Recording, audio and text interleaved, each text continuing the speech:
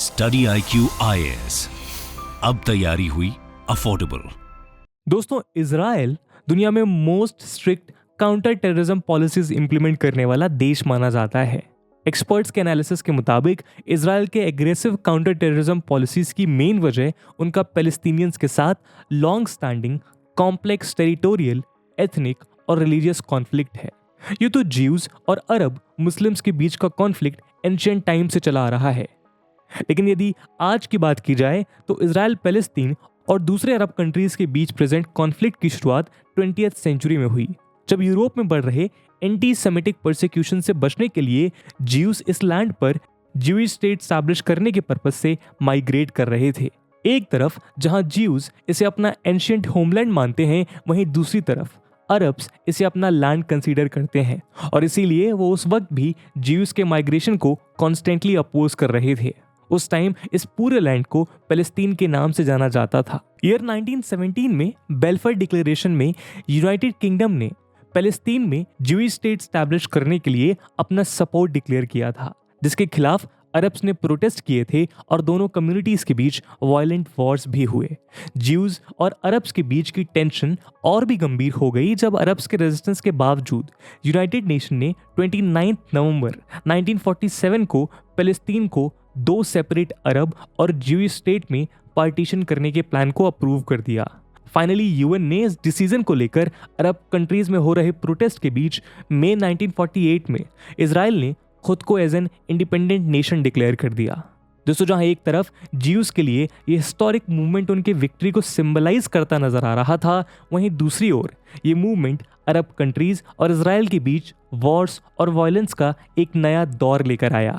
Israel के formation के तुरंत बाद 5 Arab nations Egypt, Jordan, Iraq, Syria और लेबनान ने इजराइल पर अटैक कर दिया, जिसे फर्स्ट अरब इजरायली वॉर के नाम से जाना जाता है। आगे चलकर ईयर 1956, 1967, 1973 और 1982 में ऐसे और 4 अरब इजरायली वॉर्स लड़े गए।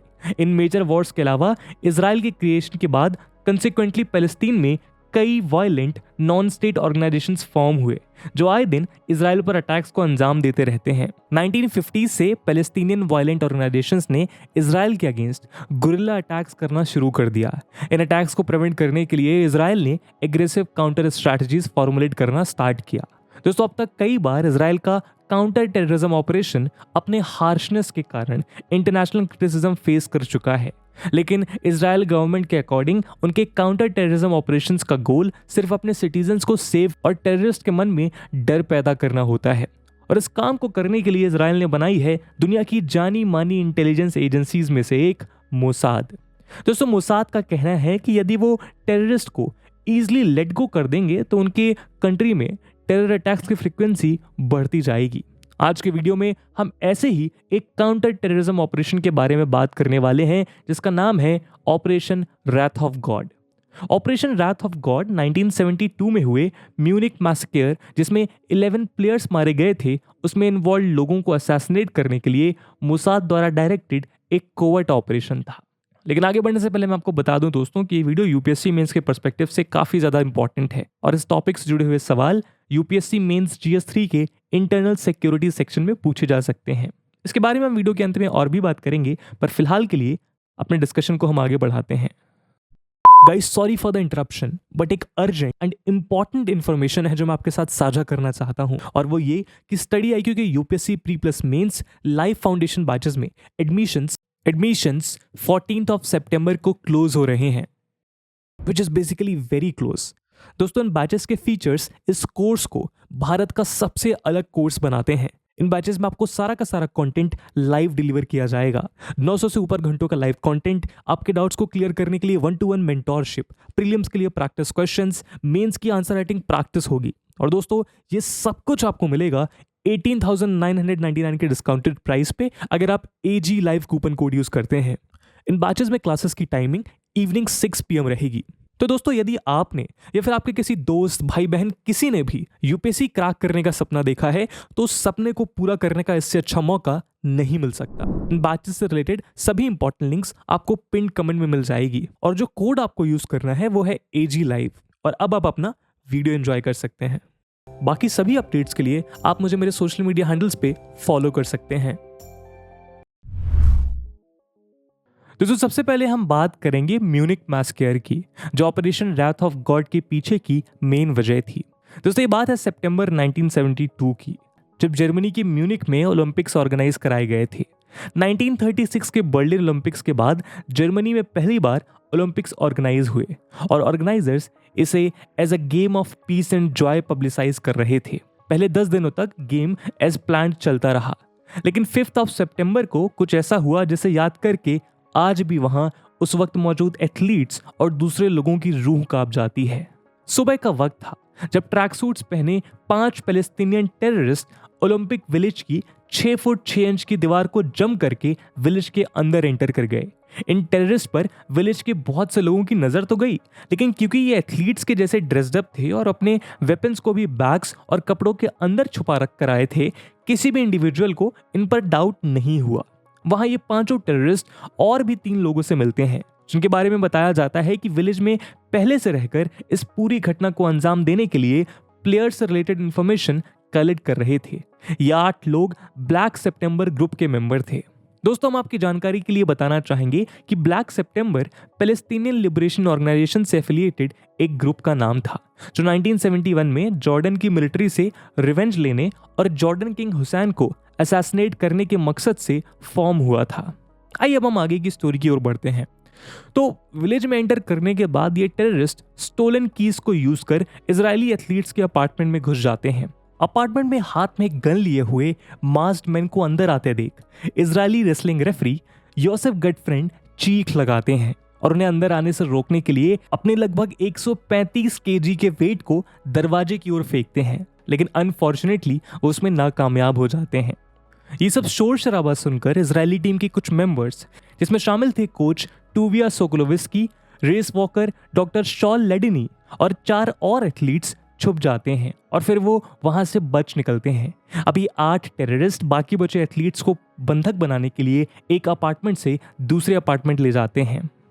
ये देखकर रेसलिंग कोच मोशे वेनबर्ग और वेटलिफ्टर योसेफ रोमानो इन टेररिस्ट पर अटैक करते हैं। वेनबर्ग उनमें से 2 लोगों को घायल भी कर देते हैं, लेकिन लास्टली वेनबर्ग और रोमानो दोनों मारे जाते हैं और टेररिस्ट बाकी एथलीट्स को बंधक बना लेते हैं। एथलीट्स को हॉस्टेज बनाने के बाद ये टेररिस्ट रिवील करते हैं कि ये पैलेस्टीनियंस हैं और हॉस्टेजेस को इसी कंडीशन पर फ्री करेंगे जब इजराइल गवर्नमेंट 234 अरब प्रिजनर्स को फ्री करेगी और इन्हें जर्मनी से निकालने के लिए सेफ पैसेज प्रोवाइड किया जाएगा।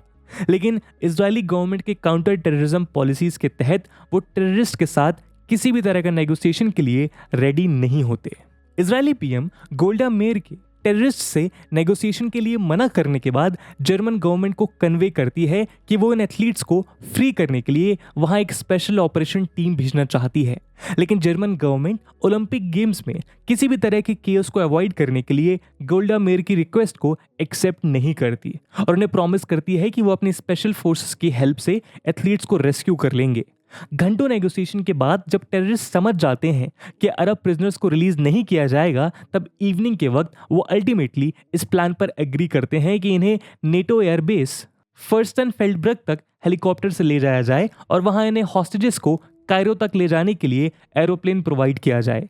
जर्मन गवर्नमेंट का मेन प्लान ये था कि जब ये टेररिस्ट हॉस्टेजेस को लेकर फर्स्टनफेल्डब्रग पहुंचेंगे, तब इनके शार्प शूटर्स इन्हें मारकर हॉस्टेजेस को रिलीज करवा लेंगे। लेकिन रात के 10 बजे के करीब जब टेररिस्ट हॉस्टेजेस को लेकर बिल्डिंग से बाहर निकलते हैं, तब जर्मन गवर्नमेंट को रियलाइज होता है कि ये टोटल 5 नहीं बल्कि 8 हैं और इस हिसाब से इन्होंने टेररिस्ट को मारने के लिए एयरपोर्ट पर इनफ शार्प शूटर्स असाइन नहीं किए और ना ही उनके पास इनफ वॉकी टॉकीज और बुलेट प्रूफ वेस्ट हैं। लगभग रात 10:30 बजे जब हेलीकॉप्टर एयरबेस पर लैंड कर जाता है, तो वहां मौजूद शार्प शूटर टेररिस्ट पर फायरिंग करना शुरू कर देते हैं और फिर दोनों तरफ से फायरिंग शुरू हो जाती है। टेररिस्ट इस दौरान हॉस्टेजेस पर भी गोली चलाते हैं और उनके एक हेलीकॉप्टर को बॉम्ब से उड़ा देते हैं। 11 बजे मीडिया को यह न्यूज़ मिलती है कि हॉस्टेजेस को बचा लिया गया है, लेकिन उसके 1 घंटे बाद ही ये खबर आती है कि सारे हॉस्टेजेस मार दिए गए हैं। फायरिंग में उन 8 लोगों को भी गोली लगती है और उनमें से 5 की डेथ हो जाती है और 3 बुरी तरह घायल हो जाते हैं, जिन्हें कैप्चर कर लिया जाता है। इस पूरे गनफाइट में एक जर्मन पुलिसमैन की भी मौत हो जाती है। दोस्तों, इतना सब हो जाने के बाद इजरायली गवर्नमेंट हाथ पे हाथ रख के बैठने वालों में से नहीं थी। इस इंसिडेंट के तुरंत बाद इजरायली पीएम गोल्डा मेयर ने रिस्पॉन्स फॉर्मुलेट करने के लिए गवर्नमेंट ऑफिशियल्स के साथ मीटिंग ऑर्गेनाइज की। हिस्टोरियन माइकल बार जोहर बताते हैं कि इस मीटिंग के बाद Golda Meir Israeli intelligence agency Mossad के चीफ जुई जमीर और उनके counter terrorism adviser Aharon Yariv से मिली और मिल करके इस पूरे ऑपरेशन को डायरेक्ट और हेड किया। जोहर बताते हैं कि Golda Meir initially throughout Europe और मिडिल ईस्ट में असैसिनेशन को ऑथराइज करने से हेजिटेट कर रही थी, लेकिन पब्लिक प्रेशर और फ्यूचर में ऐसे इंसिडेंट को प्रिवेंट करने के लिए वो ऑपरेशन रैथ ऑफ गॉड को ऑथराइज कर देती हैं। 1972 में शुरू हुए इस ऑपरेशन को लेकर कहा जाता है कि पूरे यूरोप और मिडिल ईस्ट के देशों में ये 20 ईयर्स से भी ज्यादा तक चला। ऑपरेशन ओवर होने के बाद एक मोसाद एजेंट मीडिया को बताते हैं कि इस ऑपरेशन के टोटल 35 टारगेट्स थे। रिपोर्ट्स के अनुसार मोसाद एजेंट्स अपने टारगेट्स को काफी शातिर तरीके से असैसिनेट करते हैं। ऑपरेशन ऑथराइज होने के बाद कुछ मंथ्स तक ब्लैक सितंबर के हेड्स और पैलेस्टीन लिबरेशन ऑर्गेनाइजेशन से एसोसिएटेड उनके और भी साथी रोम, पेरिस और सिप्रस में मिस्टीरियस वे में मारे जाते हैं। मोसाद के हिट स्क्वाड द्वारा असैसिनेट किए जाने वाला पहला पर्सन पोइट और पीएलओ का ऑर्गेनाइजर अब्देल वैल ज़्वाइटर होता है। ज़्वाइटर को मारने के लिए मोसाद की one of the most capable team, जिसे इजराइल डिफेंस फोर्सेस के सोल्जर एवनर कॉफमैन लीड करते हैं, उन्हें भेजा जाता है। टीम में cleaner Carl, getaway driver Steve, bomb marker Robert और डॉक्यूमेंट मैन हैंस शामिल होते हैं। इस असैसिनेशन प्लान को एग्जीक्यूट करने के लिए ये लोग रेड आर्मी फैक्शन से कांटेक्ट करते हैं, जो पैसों के बदले पैलेस्टीनियन लीडर्स के नेम और लोकेशन प्रोवाइड करने के लिए रेडी हो जाते हैं। दोस्तों, हम आपकी जानकारी के लिए बताना चाहेंगे कि मोसाद टीम को स्विस बैंक अकाउंट द्वारा फंड किया जा रहा था, इसीलिए उनके पास कांस्टेंट मनी सप्लाई अवेलेबल था। 16 अक्टूबर 1972 की शाम को जब ज़्वाइटर अपने फ्लैट की ओर जा रहा होता है, तब एवनर और रॉबर्ट ज़्वाइटर की बॉडी में 12 बुलेट्स फायर करते हैं और ज़्वाइटर उसी वक्त एंट्रेंस हॉल में दम तोड़ देता है। इस तरह से ज़्वाइटर, जो इस पूरे ऑपरेशन का पहला टारगेट था, उसे मार दिया जाता है। ज़्वाइटर के असैसिनेशन के बाद इनका दूसरा टारगेट होता है महमूद हमशरी, जिसके असैसिनेशन ने पैलेस्टीनियन टेररिस्ट के बीच मोसाद का डर पैदा कर दिया था। हमशरी फ्रांस में पीएलओ रिप्रेजेंटेटिव था और पेरिस में अपनी वाइफ और डॉटर के साथ रहता था। दिसंबर 1972 के फर्स्ट वीक में एक मोसाद एजेंट खुद को इटालियन जर्नलिस्ट बताकर हमशरी का इंटरव्यू लेते हैं और उसी दौरान वो उसके टेलीफोन में बॉम्ब प्लांट कर देते हैं। नेक्स्ट डे वो हमशरी के उस टेलीफोन पर रिंग करता है और श्योर होने पर कि कॉल पे हमशरी है, वो बॉम्ब को इमीडिएटली डिटोनेट कर देता है। हमशरी को हॉस्पिटल ले जाया जाता है, जहां वो कुछ समय तक कॉन्शियस रहता है और उसके साथ हुई घटना को नरेट करता है, लेकिन कुछ टाइम बाद उसकी डेथ हो जाती है। Within a span of few months massacre में इन्वॉल्व दूसरे पैलेस्टीनियंस को भी मोसाद एजेंट्स सिमिलर वे में असैसिनेट कर देते हैं। नेक्स्ट ईयर अप्रैल 1973 में Mossad agents operation wrath of God का मोस्ट कंट्रोवर्शियल और daring operation spring of youth को अंजाम देते हैं। इस ऑपरेशन को सायरत मत्कल के कमांडो और later Israeli PM Ehud Barak lead करते हैं और इसका मकसद पीएलओ के 3 leaders Abu Yusuf, Kamal Adwan और कमल नासिर को असैसिनेट करना होता है। बराक दूसरे मोसाद एजेंट्स के साथ स्पीड बोट्स के थ्रू लेबनान के बेरूट सिटी में एंटर करते हैं और वहां ये लोग बेरूट में पहले से मौजूद मोसाद एजेंट से मिलते हैं, जो वहां टूरिस्ट बनकर रह रहे थे। बेरूट में इतने सारे मेन को एक साथ वॉक करता देख लोगों को डाउट ना हो जाए, इसीलिए इनमें से कुछ मेन इंक्लूडिंग बराक औरतों के कपड़े पहन लेते हैं और विग और मेकअप की हेल्प से खुद को एज अ वुमेन डिस्गाइज कर लेते हैं। इसके बाद ये लोग अपने कपड़े और बैग्स में हैंड ग्रेनेड्स और एक्सप्लोजिव्स को छुपाकर अपने टारगेट्स के रेसिडेंस की ओर बढ़ते हैं। ये ऑपरेशन भी सक्सेसफुल हो जाता है।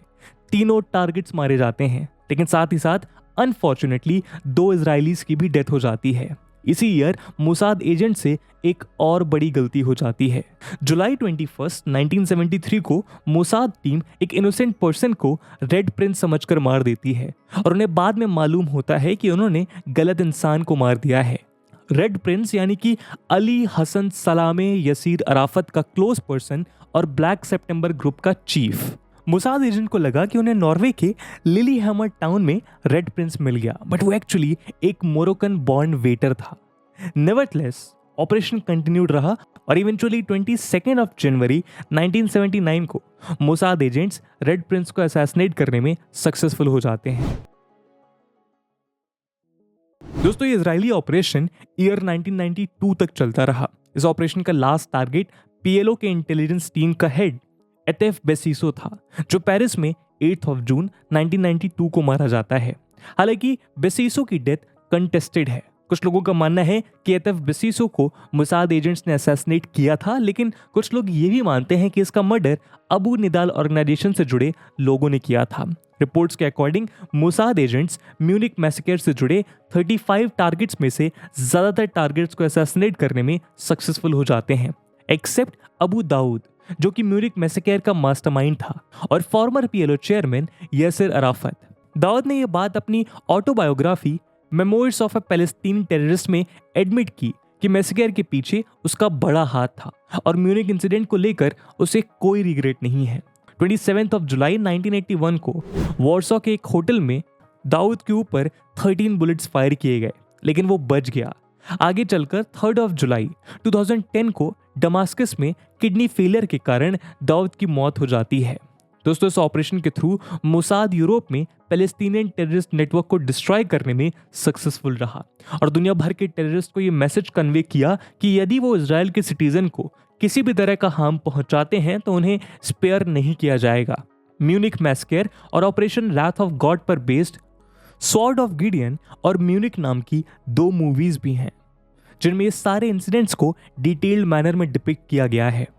तो दोस्तों, ये थी एक केस स्टडी जहां पे हमने डिस्कस किया ऑपरेशन रैथ ऑफ गॉड को, और जैसा कि हमने बताया कि इस वीडियो की इंपॉर्टेंस यूपीएससी मेंस में भी काफी ज्यादा है। तो इसलिए एक सवाल हम आपके लिए छोड़कर जा रहे हैं जिसको आपको कमेंट सेक्शन में आंसर करना है। And the question is, how does political will power influence the working of intelligence agencies in India? Comment. And with this question my friends, that's it for the video. I hope आपको video पसंद आया होगा, और अगर पसंद आया है तो अपने दोस्तों के साथ शेयर करना मत भूलिएगा। हम मिलते हैं अगली वीडियो में, तब तक के लिए जय हिंद, जय भारत। स्टडी IQ IAS, अब तैयारी हुई अफोर्डेबल।